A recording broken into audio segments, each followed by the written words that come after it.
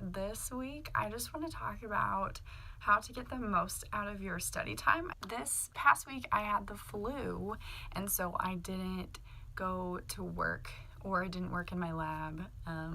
So there was a lot of things that I didn't do. My responsibilities were really small, and I realized that I spend about 35 to 40 hours doing things other than going to class or doing schoolwork a week. And so I just wanted to give some hints or tips and tricks, or just kind of show you what I do to get the most out of my study time. I know that if you're a busy student and you're spending like 40 hours doing other things, like if you have jobs or meetings and stuff, this could be helpful for you. If you have any additional tips that you do, you be sure to leave them in the comments, because I like reading them. So without further ado, let's get started. Okay, so my first tip, hello, I'm going to talk with my hands. I talked about the bullet journal. I've talked about it a couple times. This is a really basic, simple version of a bullet journal. It's not by any means like super well done. You can be really poor at it like I am and still make it work.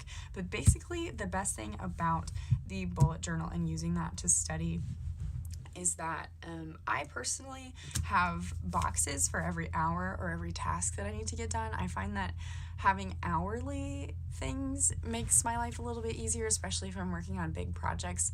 There's a lot of classes that I have where the homework that you have is just reading, and so that can take hours upon hours, and so just like chunking that into specific hours instead of just saying read this chapter makes it a little bit more attainable. It makes it easier for you to feel like you're getting something done, because you get to like check boxes off.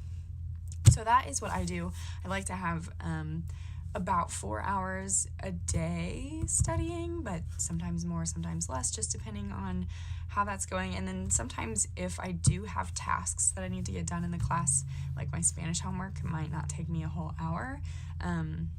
So that is something that I just have as a single box, and I can check that off as needed. If you don't want to bullet journal, don't have the time to, / whatever, normal lists of things are fine as well. This has coffee in it because I spill things often, but again, boxes are fine. You can just like have a list and cross stuff off.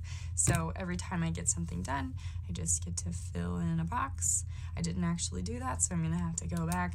But for the sake of showing you, this is kind of what my bullet journal looks like once I get stuff done, but then also what your list can look like.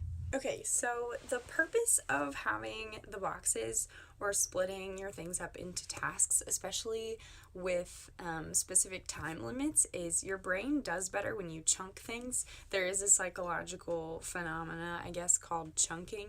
It's a better way for you to remember things, and so that is something that I definitely recommend. So moving into the next thing, I like to set timers when I study, which is why I have timed boxes, and so I will move to my MacBook and show you how I do that, but you can use your phone or just anything that has a timer on it to do what I'm about to show you. Okay, so I'm going to look at my MacBook while it's happening, but I don't know how to edit, so here we go. Alright, so something that you can do with your computer, just Google Chrome, what's up, timer. I set timers most of the time for 60 minutes because that's when I'll do like an hour of studying. I started doing 40 to 45 minutes last semester because it was harder for me to sit down for an hour. I've gotten better at it, but honestly, just set a timer that you feel like you could sit down and do a chunk of quality work, and if that's 30 minutes or if that's an hour and a half, like that's up to you.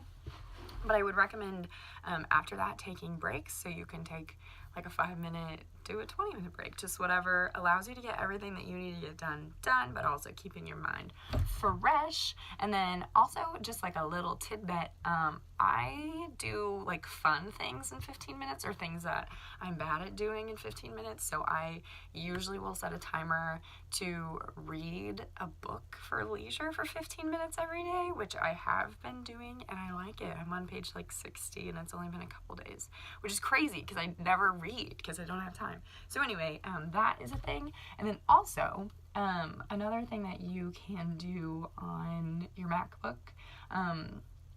you're going to see my notifications. Hopefully nothing crazy is happening. Strong Supply Co. would recommend.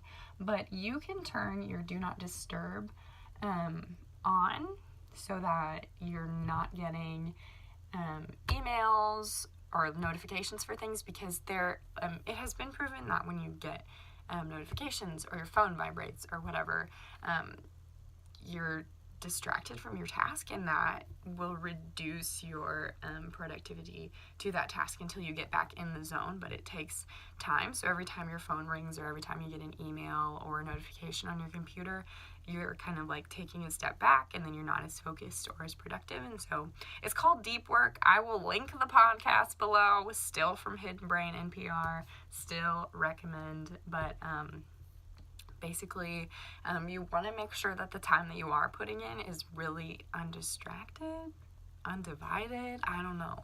You want to spend all your attention on the most important thing you're doing at the time, which is probably your homework. So, so timers. You can also turn on your Do Not Disturb because it's really nice.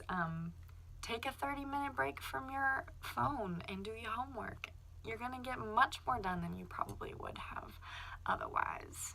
Yep, so those are just my quick little tips for getting the most out of your study time. If you have any other suggestions, please leave them in the comments. If you like this video, give it a thumbs up. If you don't like it, give it a thumbs down, I guess. If there's anything you want to see, if you want to see a better vlog, or I don't know, let me know in the comments. Like, share, subscribe, all the things.